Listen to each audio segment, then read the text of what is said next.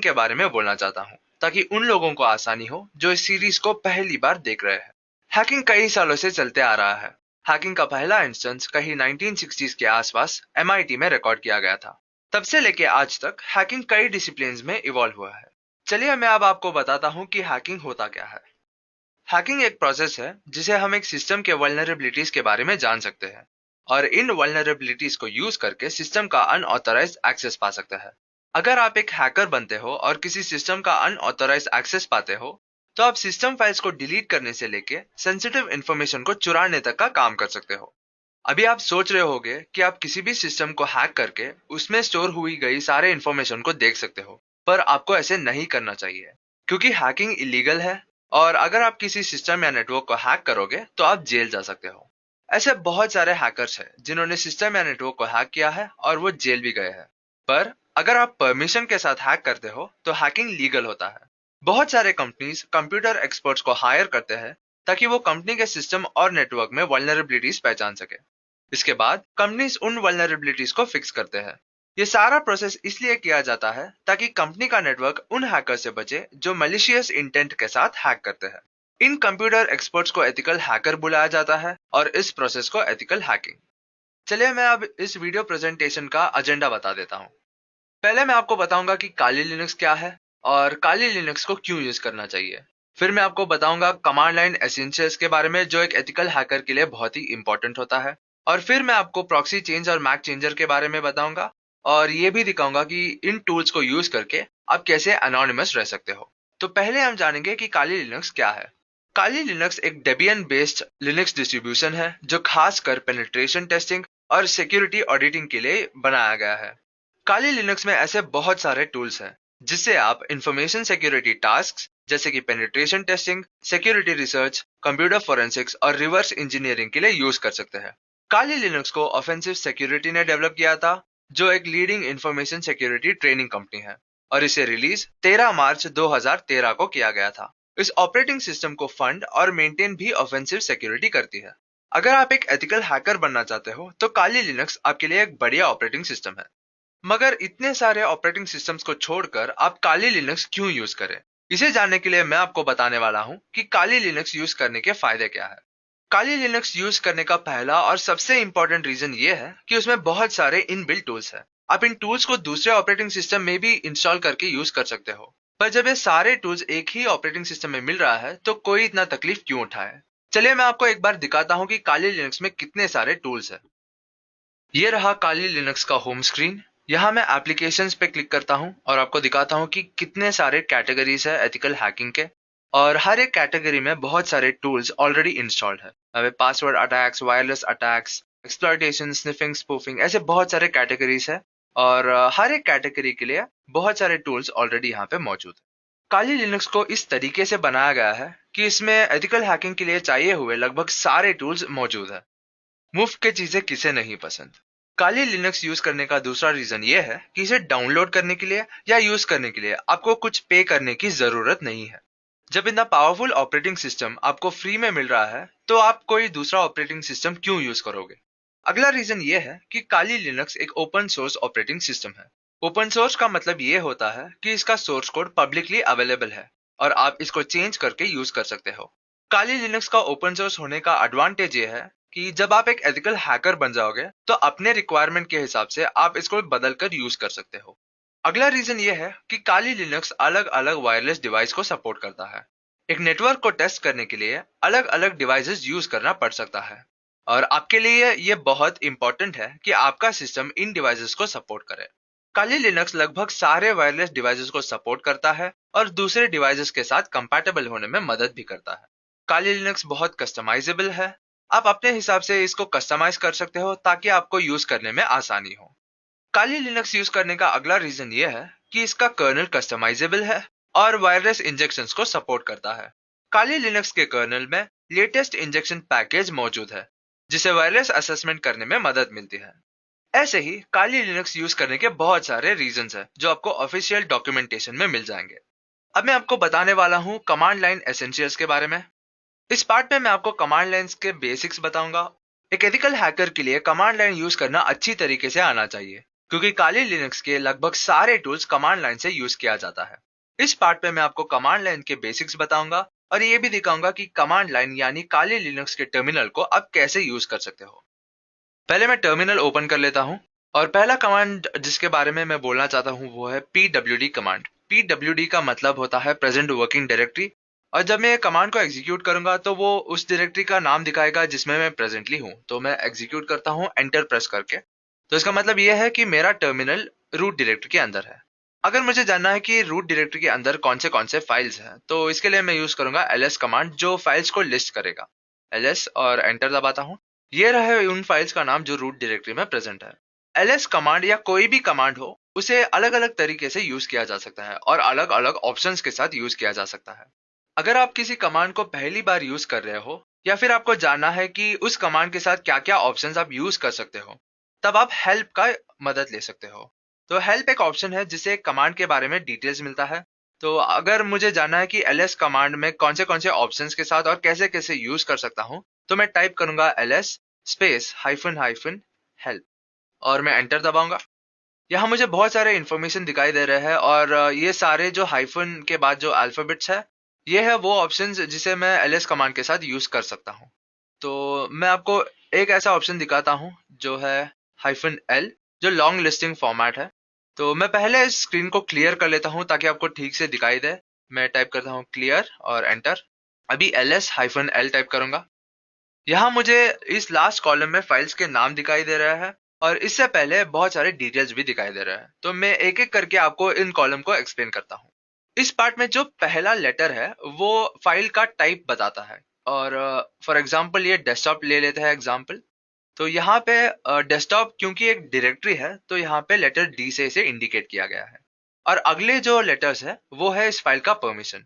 Next column मुझे number of links दिखाता है। अगला कॉलम दिखाता है इस फाइल का ओनर, और ये रूट जो है ये है इस फाइल का ग्रुप। और ये कॉलम इस फाइल का साइज बताता है। ये फाइल साइज हमेशा बाइट्स में होता है और मेरे सिस्टम में डेस्कटॉप जो है वो 4096 बाइट्स का है। ये अगला कॉलम जो है वो है लास्ट मॉडिफिकेशन डेट। अगर मैं किसी डायरेक्टरी या फाइल को मॉडिफाई करता हूं तो लास्ट जब मैंने ये मॉडिफाई किया होगा वो डेट और टाइम यहाँ पे मौजूद होगा। अभी नेक्स्ट कमांड जो मैं बताने वाला हूँ वो है मेक डायरेक्टरी कमांड, जिसे यूज करके हम एक नया डायरेक्टरी क्रिएट कर सकते हैं। तो मैं क्रिएट करने वाला हूँ एक नया डायरेक्टरी जिसका नाम मैं दूंगा टेस्ट और मैं एंटर दबाऊंगा। मैं देखना चाहता हूँ कि ये डायरेक्टरी बना है या नहीं, तो इसलिए मैं यूज करूंगा ls कमांड का। और यहाँ मुझे टर्मिनल पे दिख रहा है कि टेस्ट नाम का एक नया डायरेक्टरी क्रिएट हुआ है। तो क्योंकि मैं रूट डायरेक्टरी में था जब मैंने मेक डायरेक्टरी कमांड यूज किया, तब टेस्ट डायरेक्टरी जो नया डायरेक्टरी है वो रूट डायरेक्टरी के अंदर फॉर्म हो गया, क्रिएट हो गया। अगर मैं चाहता हूं कि किसी और डायरेक्टरी में रहकर किसी और डायरेक्टरी के अंदर एक नया डायरेक्टरी क्रिएट करूं, तो मैं फिर से मेक डायरेक्टरी कमांड यूज करूंगा। और इस एग्जांपल में मैं आपको टेस्ट डायरेक्टरी के अंदर एक नया डायरेक्टरी क्रिएट करके दिखाऊंगा। तो इसके लिए मुझे टेस्ट डायरेक्टरी का पाथ जानना पड़ेगा। पहले उसका पाथ जानता है, उसके लिए मुझे टेस्ट डायरेक्टरी के अंदर जाना पड़ेगा। इसके लिए मैं यूज करूंगा cd कमांड जो है चेंज डायरेक्टरी, और डायरेक्टरी का नाम है टेस्ट। मैं एंटर दबाऊंगा और ये मुझे इंडिकेट कर रहा है कि मैं टेस्ट डायरेक्टरी में हूँ। चलिए इस डायरेक्टरी का पाथ फाइंड करते हैं pwd कमांड यूज करके। मैं एंटर दबाऊंगा। ये रहा टेस्ट डायरेक्टरी का पाथ। फिर से मैं रूट डायरेक्टरी में जाऊंगा और इसके लिए मैं यूज करूंगा cd स्पेस डॉट डॉट। यहाँ पे डॉट डॉट जो है वो प्रीवियस डायरेक्टरी को इंडिकेट करता है। तो क्योंकि टेस्ट डायरेक्टरी का प्रीवियस डायरेक्टरी है रूट, जब मैं cd space dot dot execute करूंगा कमांड, तब ये फिर से रूट डायरेक्टरी में मुझे लेके जाएगा। मैं एंटर दबाता हूँ और मैं फिर से रूट डायरेक्टरी में हूँ। ये रहा। तो अभी मैं टेस्ट डायरेक्टरी के अंदर एक नया डायरेक्टरी क्रिएट करने वाला हूँ। मैं यूज करूंगा मेक डायरेक्टरी कमांड का और टेस्ट डायरेक्टरी का पाथ दूंगा और नया डायरेक्टरी का नाम जो है टेस्ट2, और मैं एंटर प्रेस करूंगा। अभी देखते हैं कि टेस्ट डायरेक्टरी के अंदर ये नया डायरेक्टरी क्रिएट हुआ है या नहीं। मैं यूज करूंगा ls कमांड का और टेस्ट डायरेक्टरी का पाथ दूंगा और एंटर। ये रहा। यहाँ पे मुझे दिख रहा है कि टेस्ट2 नाम का एक नया डायरेक्टरी टेस्ट डायरेक्टरी के अंदर फॉर्म हुआ है। मैं स्क्रीन को क्लियर कर लेता हूँ। अगला कमांड जो मैं आपको बताने वाला हूँ वो है टेक्स्ट एडिटर्स के बारे में। तो टेक्स्ट एडिटर्स को यूज करके आप एक टेक्स्ट फाइल को बना के उसमें कंटेंट्स ऐड कर सकते हो। अगर आपको कोई कोड लिखना है, कोई स्क्रिप्ट लिखना है या कुछ डॉक्यूमेंट्स आपको क्रिएट करना है, तब आप टेक्स्ट एडिटर्स का यूज कर सकते हो। तो पहले मैं एक सिंपल सा टेक्स्ट एडिटर जो है जी एडिट उसके बारे में बोलूंगा। तो मैंने gedit टाइप किया और मैं एक फाइल का नाम दूंगा, वो है kali.txt। ये ऐसा काम करता है कि अगर kali.txt नाम का कोई फाइल ऑलरेडी है तो ये टेक्स्ट एडिटर उसी फाइल को ओपन करता है, और अगर उस नाम का कोई फाइल नहीं है तो ये एक नया फाइल उस नाम से क्रिएट कर लेता है। मैं एंटर दबाता हूँ और यहाँ पे टेक्स्ट एडिटर ओपन हो गया एक नए विंडो में, और क्योंकि ये एक नया फाइल है तो इसमें कुछ भी नहीं है, मैं कुछ टाइप कर लेता हूँ यहाँ पे और इसे सेव करता हूँ और एग्जिट करता हूँ। अभी मुझे जानना है कि kali.txt फाइल के कंटेंट क्या है। इसके लिए आप दो तरीके यूज कर सकते हैं, और पहला तरीका मैं यूज करूंगा gedit यूज करके, टेक्स्ट एडिटर यूज करके, और फिर से नाम दूंगा फाइल का, एंटर दबाऊंगा और यहाँ पे टेक्स्ट एडिटर ओपन होगा और मुझे इस फाइल का कंटेंट दिखाई दे रहा है। पर मैं चाहता हूँ कि मैं फाइल ओपन ना करके इस फाइल का कंटेंट को देखूं, तो इसके लिए मैं यूज करूंगा cat कमांड का। तो cat क्या करता है, एक फाइल जो भी आप मेंशन कर रहे हो उस फाइल के कंटेंट को टर्मिनल पे ही डिस्प्ले करता है। मैं अभी एंटर दबाऊंगा तो यहाँ पे मुझे kali.txt फाइल का कंटेंट जो है वो मुझे दिख रहा है, और इसने फाइल को ओपन नहीं किया है। ज्यादातर ethical hackers gedit text editor को प्रीफर नहीं करते क्योंकि इसमें डिले हो रहा है, और जैसे आपने देखा एक नया विंडो खुल रहा है और थोड़ा सा डिले हो रहा है यूज करने में। और मैं बताता हूँ कि ये क्यों एथिकल हैकर्स इसको प्रीफर नहीं करते। जब भी मैं कुछ हैक कर रहा हूँ, और ऐसे बहुत सारे टाइम होते हैं जब मुझे एक कोड या स्क्रिप्ट जल्द से जल्द लिखना है ताकि मैं उसे एग्जीक्यूट करूँ और किसी सिस्टम या नेटवर्क को हैक करूँ, तब अगर मैं gedit टेक्स्ट एडिटर का यूज करूंगा तो मुझे डिले होता है और टाइम वेस्ट होता है, और इससे मैं बहुत बार फ्रस्ट्रेट भी हो चुका हूँ। तो इसलिए मैं भी प्रिफर करता हूँ कमांड लाइन टेक्स्ट एडिटर। तो मैं आपको एक कमांड लाइन टेक्स्ट एडिटर के बारे में बताने वाला हूँ जिसका नाम है नैनो। तो नैनो टाइप करता हूँ जो है टेक्स्ट एडिटर, और kali.txt फाइल को ओपन करेंगे। यहाँ जैसे आप देख रहे हैं एक नया विंडो नहीं ओपन हुआ है, बल्कि टर्मिनल में ही ये जो टेक्स्ट एडिटर है वो ओवरलैप हुआ है। और हमने ये भी देखा कि ये ओपन होने में बहुत टाइम नहीं लिया है, इसने फट से टर्मिनल में ही टेक्स्ट एडिटर ओपन कर लिया। इस फाइल में कुछ और कंटेंट ऐड कर लेता हूं मैं टाइप करूंगा kali लिनक्स और इसे सेव करके, मैं एग्जिट करूंगा। सेव करने के लिए टाइप करना पड़ेगा कंट्रोल ओ, और एग्जिट करने के लिए कंट्रोल एक्स। और फिर से इस फाइल का कंटेंट देख लेते हैं cat कमांड यूज करके। ये रहा इस फाइल का कंटेंट। तो इस पॉइंट पे मैं आपको एक ऑपरेटर के बारे में बताना चाहता हूं जिसका नाम है रीडायरेक्शन ऑपरेटर। तो रीडायरेक्शन ऑपरेटर जो है वो ग्रेटर देन सिंबल होता है, और अगर मैं चाहता हूं कि किसी कमांड के आउटपुट को किसी फाइल में स्टोर करूं तब मैं रीडायरेक्शन ऑपरेटर का यूज करता हूं। तो जब मैं किसी सिस्टम या नेटवर्क को हैक कर रहा हूं, बहुत बार मुझे उसके लॉग सेव करना पड़ता है किसी फाइल में ताकि मैं उसे बाद में स्टडी कर सकूं, तब मैं रीडायरेक्शन ऑपरेटर का यूज कर सकता हूं। पहले मैं एक कमांड आपको बताता हूं जो है एको, और जैसे नाम से पता चल रहा है एको के बाद जो भी आप स्ट्रिंग दोगे वो इस स्ट्रिंग को डिस्प्ले करता है। तो सपोज मैं एको कमांड के आउटपुट को किसी फाइल में स्टोर करना चाहता हूं, तब मैं यूज करूंगा एको और टाइप करूंगा this is the first line, redirection operator use करूंगा और फाइल का नाम दूंगा echo.txt। एंटर दबाऊंगा, देखते हैं echo.txt फाइल का कंटेंट क्या है। ये है। तो इससे आपको पता चला होगा कि echo कमांड का जो आउटपुट है वो echo.txt में स्टोर हुआ है। चलिए मैं दूसरा लाइन ऐड कर लेता हूँ इस फाइल में, echo this is the second line, और फाइल का नाम echo.txt, एंटर, और cat कमांड का यूज करूंगा। अभी मुझे सिर्फ लेटेस्ट लाइन जो मैंने ऐड किया है, जो मैंने रीडायरेक्ट किया है, वो दिख रहा है, और पहला जो लाइन मैंने ऐड किया था वो नहीं दिख रहा है। इसे मुझे पता चल रहा है कि जब मैं रीडायरेक्शन ऑपरेटर यूज करता हूं तब ये फाइल के कंटेंट को ओवरराइट करता है। पर बहुत बार मुझे पहले के कंटेंट भी चाहिए होते हैं और नया कंटेंट भी चाहिए होता है, तब मैं रीडायरेक्शन ऑपरेटर का एक दूसरा वर्जन यूज करता हूँ जो है डबल रीडायरेक्शन ऑपरेटर। तो इसके लिए मैं दिखाता हूँ एको, फिर से कुछ स्ट्रिंग ऐड कर लेता हूँ और डबल रीडायरेक्शन ऑपरेटर यूज करता हूं और दूंगा फाइल का नाम जो है echo.txt, और एंटर दबाऊंगा। अभी cat कमांड यूज करके देखते हैं कि इस फाइल का कंटेंट क्या है। तो अभी जब मैंने डबल रीडायरेक्शन ऑपरेटर यूज किया तब ये जो लाइन है, जो मैंने लेटेस्ट लाइन ऐड किया है, वो अपेंड हुआ है और फाइल का कंटेंट ओवरराइट नहीं हुआ है। तो ऐसे आप रीडायरेक्शन ऑपरेटर को यूज करके किसी कमांड का आउटपुट को किसी फाइल में स्टोर कर सकते हो। अगले कमांड की तरफ बढ़ते हैं। मैं स्क्रीन को क्लियर कर लेता हूं। अगला कमांड जिसके बारे में मैं बताना चाहता हूं वो है कॉपी कमांड। तो रूट डायरेक्टरी में ये सारे फाइल्स हैं, और अगर मैं चाहता हूं कि मैं echo.txt फाइल जो है उसे टेस्ट डायरेक्टरी में मूव करूं, तब मैं कॉपी कमांड का यूज करूंगा जो है cp, और फाइल का नाम दूंगा echo.txt क्योंकि मुझे इस फाइल को कॉपी करना है, और डेस्टिनेशन होगा टेस्ट, तो मैं इस डायरेक्टरी का पाथ दे देता हूँ और मैं एंटर दबाऊंगा। अभी देखते हैं टेस्ट डायरेक्टरी का कंटेंट क्या है। इसके लिए ls कमांड यूज करूंगा और टेस्ट डायरेक्टरी का पाथ दूंगा और एंटर। ये रहा, echo डॉट टेक्स्ट फाइल जो है वो टेस्ट डायरेक्टरी में कॉपी हो गया है। पर कई बार मुझे कॉपी नहीं करना होता है, मुझे मूव करना होता है। मतलब सोर्स में ये फाइल नहीं रहना चाहिए और सिर्फ डेस्टिनेशन में ये फाइल रहना चाहिए। तब मैं मूव कमांड का यूज करता हूँ। तो मूव कमांड के लिए mv टाइप करूंगा और मैं काली डॉट टेक्स्ट फाइल जो है उसे मूव करूंगा। तो इसके लिए दूंगा काली डॉट टेक्स्ट फाइल का नाम और डेस्टिनेशन है रूट और टेस्ट और एंटर दबाऊंगा। अभी ls कमांड एग्जीक्यूट करूंगा तो रूट डायरेक्टरी में मुझे काली डॉट टेक्स्ट फाइल नहीं दिखाई दे रहा है। चलिए देखते हैं कि टेस्ट डायरेक्टरी में ये फाइल है या नहीं। तो इसके लिए ls रूट और टेस्ट और एंटर। तो यहाँ पे काली डॉट टेक्स्ट फाइल जो है वो रूट डायरेक्टरी से टेस्ट डायरेक्टरी में मूव हुआ है। तो ऐसे कॉपी और मूव कमांड का यूज करके आप फाइल को एक डायरेक्टरी से दूसरे डायरेक्टरी को कॉपी या मूव कर सकते हो। अगला कमांड जिसके बारे में मैं बोलना चाहता हूँ वो है grep कमांड। और grep का फुल फॉर्म होता है global regular expression print. grep command को यूज करके आप किसी भी टेक्स्ट को फिल्टर कर सकते हो ताकि आपको रेलेवेंट टेक्स्ट या रेलेवेंट डेटा दिखाई दे। तो मैं आपको एक एग्जांपल दिखाता हूँ और एग्जांपल दिखाने के लिए मैंने थोड़े फाइल्स क्रिएट किए हैं और पहला फाइल है os.txt। तो मैं उसके कंटेंट दिखा देता हूँ आपको। os.txt ये है os.txt फाइल के कंटेंट और इसमें मैंने थोड़े बहुत ऑपरेटिंग सिस्टम्स के नाम दिए हैं और इसमें विंडोज ऑपरेटिंग सिस्टम है और लिनक्स ऑपरेटिंग सिस्टम भी है। अगर मैं जानना चाहता हूँ कि इस फाइल में कितने सारे विंडोज ऑपरेटिंग सिस्टम है या मैं सिर्फ उन लाइंस को प्रिंट करना चाहता हूँ जिसमें विंडोज वर्ड है, तो मैं grep कमांड का यूज करूंगा। मैं grep कमांड यूज करूंगा और क्योंकि मुझे विंडोज वर्ड फाइंड करना है मैं टाइप करूंगा विंडोज और फाइल का नाम दूंगा os.txt।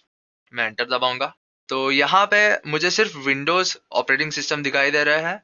अभी मैं लिनक्स ऑपरेटिंग सिस्टम को देखने के लिए grep कमांड का यूज करूंगा। grep linux और os.txt। यहाँ उबंटू सेंटोस और पैरेट ओएस है, वो भी लिनक्स ऑपरेटिंग सिस्टम है बट सिर्फ मुझे रेड हैट और काली लिनक्स दिखाई दे रहा है। तो grep कमांड सिर्फ टेक्स्ट को मैच करता है और क्योंकि उबंटू और सेंटोस में लिनक्स वर्ड नहीं है तो ये लाइन डिस्प्ले नहीं हो रहा और क्योंकि रेड हैट और काली लिनक्स में लिनक्स वर्ड है तो सिर्फ यही लाइंस डिस्प्ले हो रहा है। तो एक और ऑप्शन आप यूज कर सकते हो grep कमांड के साथ जो है -n। तो जब आप इस कमांड को यूज करोगे -n ऑप्शन के साथ तब आप लाइंस के साथ साथ लाइन का नंबर भी जान सकते हो। मैं फिर से लिनक्स को सर्च करूंगा os.txt फाइल में और एंटर दबाऊंगा। यहाँ मुझे ये लाइंस भी डिस्प्ले हो रहा है और लाइन नंबर भी। grep कमांड को और अलग अलग तरीके से यूज कर सकते हैं आप। मैं एक और आपको दिखा देता हूँ। पहले मैं दिखाता हूँ कि मैंने एक और फाइल क्रिएट किया है जो है fruits.txt। उसका कंटेंट्स दिखा देता हूँ आपको। ये है, यहाँ पे मैंने थोड़े बहुत फ्रूट्स के नाम टाइप किए हैं। तो मैं grep कमांड यूज करके सर्च करूंगा कि इस फाइल में कौन से फ्रूट्स के नाम है जो लेटर ए से स्टार्ट होता है। इसके लिए मैं यूज करूंगा grep और कैरेट सिंबल का। तो कैरेट एक लाइन के बिगनिंग को रिप्रेजेंट करता है और लेटर ए यूज करूंगा क्योंकि मुझे लेटर है ए मैच करना है और मैं दूंगा फाइल का नाम जो है fruits.txt। और क्योंकि इस फाइल में सिर्फ एक ही लाइन है जो लेटर ए से स्टार्ट हो रहा है और जो है एप्पल, तो सिर्फ एप्पल आउटपुट दिखाई दे रहा है। तो अगर मैं चाहता हूं कि उन लाइंस को डिस्प्ले करूं जो लेटर ई से एंड हो रहा है तब मैं फिर से grep कमांड का यूज करूंगा और क्योंकि लेटर ई मैच करना है मैं यूज करूंगा लेटर ई और डॉलर सिंबल। तो यहाँ पे डॉलर सिंबल जो है वो एक लाइन के एंड को रिप्रेजेंट करता है। मैं फाइल का नाम दूंगा जो है fruits.txt और एंटर दबाऊंगा। तो यहाँ पे मुझे दो फ्रूट्स के नाम दिखाई दे रहे हैं जिसका नाम लेटर ई से एंड होता है। तो ऐसे आप grep कमांड को यूज करके आपके टेक्स्ट को फिल्टर कर सकते हो। इस पॉइंट पे मैं आपको एक और ऑपरेटर के बारे में बताना चाहता हूं जो है पाइपलाइन ऑपरेटर। और पाइपलाइन ऑपरेटर को यूज करके आप किसी भी कमांड के आउटपुट को किसी और कमांड का इनपुट बना सकते हो।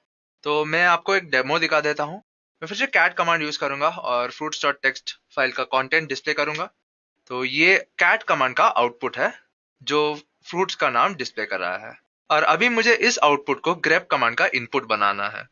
तो मैं cat कमांड यूज करूंगा इसे आउटपुट करने के लिए और पाइपलाइन यूज करूंगा, फिर यूज करूंगा grep कमांड और फिर से वही पैटर्न यूज करूंगा। तो यहाँ पे पहले cat कमांड एग्जीक्यूट होगा और इसका आउटपुट जो है वो grep कमांड का इनपुट होगा। तो इसलिए मैं इस फाइल का नाम जो है वो हटा देता हूँ क्योंकि इनपुट ऑलरेडी आ रहा है तो मुझे फाइल नेम देने की जरूरत नहीं है। तो मुझे यहाँ पे फाइल नेम देने की जरूरत नहीं है तो मैं एंटर प्रेस करूंगा। यहाँ पे फिर से मुझे सेम आउटपुट मिला है जब भी मैं फाइल का नाम यूज करके grep कमांड यूज करता हूँ और जब किसी और कमांड के आउटपुट को grep कमांड का इनपुट बना के फिल्टर करता हूँ, दोनों बार मुझे सेम आउटपुट दिखाई दे रहा है। तो ये है grep कमांड को यूज करने के अलग अलग तरीके। अगला कमांड जिसके बारे में मैं बोलना चाहता हूँ वो है chown, जो है चेंज ओनरशिप का। और इसका सिंटैक्स ये है, पहले chown टाइप करेंगे, फिर उसके बाद टाइप करूंगा मैं ओनर और उसके बाद ग्रुप। और ओनर और ग्रुप को कोलन से सेपरेट करना पड़ता है। और फिर मैं दूंगा फाइल का नाम, मैं दूंगा echo डॉट टेक्स्ट और एंटर दबाऊंगा। तो देखते हैं echo डॉट टेक्स्ट फाइल का डिटेल्स ls कमांड यूज करके, और फाइल का नाम दूंगा। तो यहाँ पे ओनर है रूट और ग्रुप भी है रूट। तो ऐसे आप यूज करके, अगर आपके सिस्टम में कोई और यूजर है या कोई और ग्रुप है और आप एक फाइल का ओनरशिप चेंज करना चाहते हो, तब आप चेंज ओनरशिप कमांड जो है chown कमांड को यूज करके आप इसे कर सकते हो। अगला कमांड है chmod, जिसे यूज करके आप किसी भी फाइल का परमिशन को चेंज कर सकते हो। तो पहले मैं परमिशन दिखा देता हूँ एक फाइल का, echo डॉट टेक्स्ट फाइल का। तो ये रहा इस फाइल का परमिशन, और ये क्या इंडिकेट करता है मैं वो बता देता हूँ। तो पहला 3 लेटर जो है वो ओनर का परमिशन डिस्प्ले करता है। तो इसका मतलब है ओनर को रीड राइट परमिशन है पर एग्जीक्यूटेबल परमिशन नहीं है। ग्रुप यूजर्स को सिर्फ रीड परमिशन है और अदर यूजर्स को सिर्फ राइट परमिशन। तो मैं चाहता हूं मैं इस फाइल को ग्रुप के लिए और अदर यूजर्स के लिए भी राइट परमिशन ऐड करूं। तो इसके लिए मैं यूज करूंगा chmod कमांड। और ग्रुप का परमिशन चेंज करना है तो G, और अदर यूजर्स का परमिशन चेंज करना है तो टाइप करूंगा O। क्योंकि परमिशन ऐड करना है मैं यूज करूंगा एडिशन सिंबल। और इसके बाद राइट परमिशन ऐड करना है, और राइट परमिशन रिप्रेजेंट होता है लेटर W से, तो इसलिए लेटर W और फाइल का नाम, और एंटर दबाऊंगा। तो अभी फिर से चेक करते हैं इस फाइल का परमिशन। तो यहाँ पे आप देख सकते हो कि अदर यूजर्स और ग्रुप यूजर्स के लिए राइट परमिशन ऐड हो गया है। अभी मैं चाहता हूँ कि अदर यूजर्स से रीड परमिशन हटा दूं। तो इसके लिए मैं फिर से chmod कमांड का यूज करूंगा, और अदर यूजर से हटाना है तो O। और क्योंकि मुझे परमिशन निकालना है मैं यूज करूंगा माइनस सिंबल। और रीड परमिशन हटाना है, और रीड परमिशन रिप्रेजेंट होता है लेटर R से, तो लेटर R। फिर से फाइल का नाम, और एंटर दबाऊंगा। चलिए मैं आपको फिर से इस फाइल का परमिशन डिस्प्ले करके दिखाता हूँ। तो यहाँ पे अदर यूजर से रीड परमिशन जो है वो हट गया है। तो ऐसे आप chmod कमांड को यूज करके अलग अलग फाइल के या डायरेक्टरी के परमिशंस को चेंज कर सकते हो। अगला कमांड मैं बताऊंगा रिमूव कमांड, जो किसी फाइल या डायरेक्टरी को डिलीट करने में मदद आएगी। तो मेरे रूट डायरेक्टरी में ये सारे फाइल्स हैं। मैं echo डॉट टेक्स्ट फाइल को डिलीट करना चाहता हूँ, तो मैं यूज करूंगा rm कमांड और फाइल का नाम दूंगा जो है echo डॉट टेक्स्ट, और एंटर दबाऊंगा। भी चेक करता हूँ ये फाइल डिलीट हुआ है या नहीं। तो ये फाइल echo डॉट टेक्स्ट जो है यहाँ पे मौजूद नहीं है, तो इसका मतलब ये डिलीट हुआ है। अभी मैं चाहता हूँ कि टेस्ट डायरेक्टरी जो है वो भी मैं डिलीट करूँ। तो इसके लिए फिर से रिमूव कमांड यूज करूंगा और डायरेक्टरी का नाम दूंगा टेस्ट, और एंटर। यहाँ मुझे एरर दिखाई दे रहा है और बोल रहा है cannot remove test because it's a directory. तो आप सिर्फ रिमूव कमांड यूज करके एक डायरेक्टरी को डिलीट नहीं कर सकते। अगर आपको किसी डायरेक्टरी को डिलीट करना है तो आप रिमूव कमांड के साथ एक और ऑप्शन का यूज करोगे जो है -R, जिसका मतलब है रिकर्सिव डिलीट, और फिर डायरेक्टरी का नाम दोगे। और मैं अभी एंटर प्रेस करूंगा। अभी चेक करते हैं कि टेस्ट डायरेक्टरी जो है वो डिलीट हुआ है या नहीं। तो यहाँ आप देख सकते हैं कि टेस्ट डायरेक्टरी भी डिलीट हो गया है। तो ये रहे काली लिनक्स के बहुत ही बेसिक कमांड्स। आप और कमांड्स जानने के लिए ऑफिशियल डॉक्यूमेंट्स में चेक कर सकते हो। चलिए बढ़ते हैं अगले टॉपिक की तरफ। अगला टॉपिक है प्रॉक्सी चेन्स। जैसे नाम से पता चल रहा है प्रॉक्सी चेन्स प्रॉक्सी का चेन है। तो पहले मैं बताता हूँ कि प्रॉक्सी क्या होता है। आपको एक क्वेश्चन पूछूंगा, क्या आपको पता है कि जब भी आप एक वेबसाइट खोलते हो तो बैकएंड में क्या होता है? तो बैकएंड में आपके सिस्टम से एक रिक्वेस्ट जाता है उस वेबसाइट के सर्वर को, और वो सर्वर आपके रिक्वेस्ट के हिसाब से एक रिस्पॉन्स वापस भेजता है। तो मेरा क्वेश्चन ये है कि वो वेबसाइट का सर्वर आपके सिस्टम को आइडेंटिफाई कैसे करता है? अगर आपका गेस है आईपी एड्रेस के थ्रू तो आप सही है। तो वेबसाइट का सर्वर आपके सिस्टम को आपके आईपी एड्रेस के थ्रू रिकॉग्नाइज या आइडेंटिफाई करता है। और अगर आप चाहते हो कि आपका आईपी एड्रेस हिडन रहे तब आप प्रॉक्सी का यूज करते हो। तो मैं अभी बताऊंगा कि प्रॉक्सी क्या होता है। तो प्रॉक्सी एक ऐसा प्रोसेस है जिसे यूज करके आप अपने सिस्टम से रिक्वेस्ट डायरेक्टली वेबसाइट या टारगेट के सर्वर को भेजने के बजाय किसी और इंटरमीडिएट सर्वर के थ्रू भेजते हो। और इस इंटरमीडिएट सर्वर को प्रॉक्सी सर्वर बोला जाता है। तो प्रॉक्सी चेन एक ऐसा टूल है जिसे यूज करके आप किसी भी टीसीपी कनेक्शंस को टॉर सर्वर, सॉक्स 4, सॉक्स 5 या एचटीटीपी प्रॉक्सी सर्वर के थ्रू फोर्स कर सकते हो। जब आप प्रॉक्सी चेंज यूज करते हो तब रिक्वेस्ट आपके सिस्टम से लेके बहुत सारे इंटरमीडिएट सर्वर्स या प्रॉक्सी सर्वर्स के थ्रू टारगेट सिस्टम को पहुंचता है और इसके मदद से आपका आईपी एड्रेस हिडन रहता है। तो चलिए मैं आपको बताता हूं कि प्रॉक्सी चेन काम कैसे करता है और इसे कैसे आप काली लिनक्स में यूज कर सकते हैं। प्रॉक्सी चेन को यूज करने के लिए हमें टॉर सर्विस की जरूरत पड़ेगी। तो पहले आपको टॉर सर्विस को इंस्टॉल करना पड़ेगा और उसके लिए कमांड आप यूज कर सकते हो sudo apt get install tor। क्योंकि मेरे सिस्टम में ऑलरेडी टॉर सर्विस इंस्टॉल्ड है तो मैं इसे एग्जीक्यूट नहीं करूंगा। पर अगर आपके सिस्टम में टॉर सर्विस इंस्टॉल नहीं है तो आपको ये एग्जीक्यूट करना पड़ेगा ये कमांड और इसे इंस्टॉल करना पड़ेगा। क्योंकि मेरे सिस्टम में ऑलरेडी इंस्टॉल्ड है तो मैं इस स्टेप को स्किप करता हूँ। अगला स्टेप जो मुझे करना है वो है प्रॉक्सी चेन के कॉन्फ़िगरेशन फाइल को एडिट करना। तो इसके लिए मैं उस कॉन्फ़िगरेशन फाइल को ओपन करता हूँ और वो फाइल है etc डायरेक्टरी में और फाइल का नाम है प्रॉक्सी चेंज। मैं एंटर दबाऊंगा। यहाँ पे आपको बहुत सारे डिटेल्स बहुत सारे ऑप्शंस दिखाई देंगे।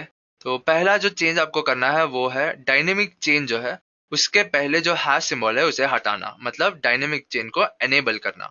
और स्ट्रिक्ट चेन के पहले हैश सिंबल को ऐड करना, मतलब स्ट्रिक्ट चेन को डिसेबल करना। तो मैं आपको बताता हूँ कि डायनेमिक चेन और स्ट्रिक्ट चेन होता क्या है।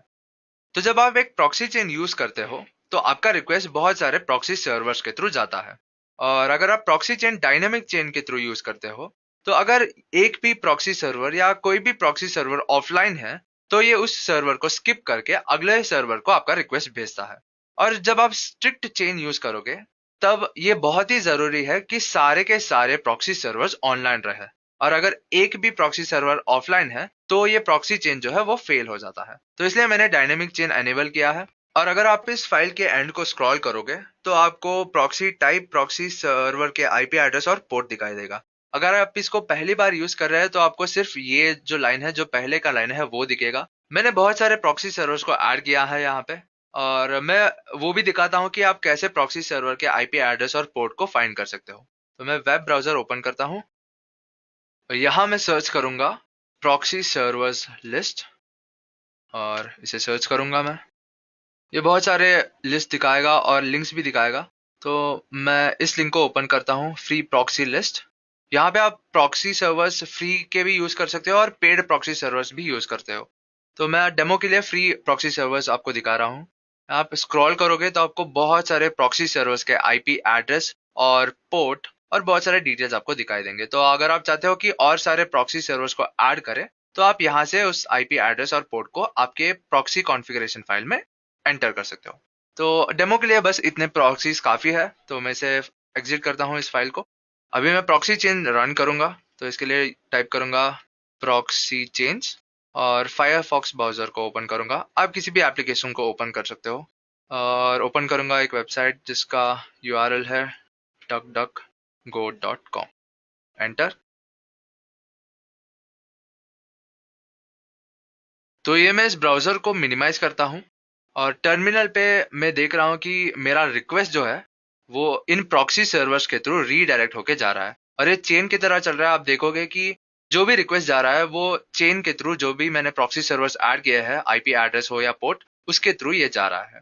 तो ऐसे आप प्रॉक्सी चेंज यूज करके आपके अनोनिमिटी को बढ़ा सकते हो और आपके आईपी एड्रेस को हाइड कर सकते हो।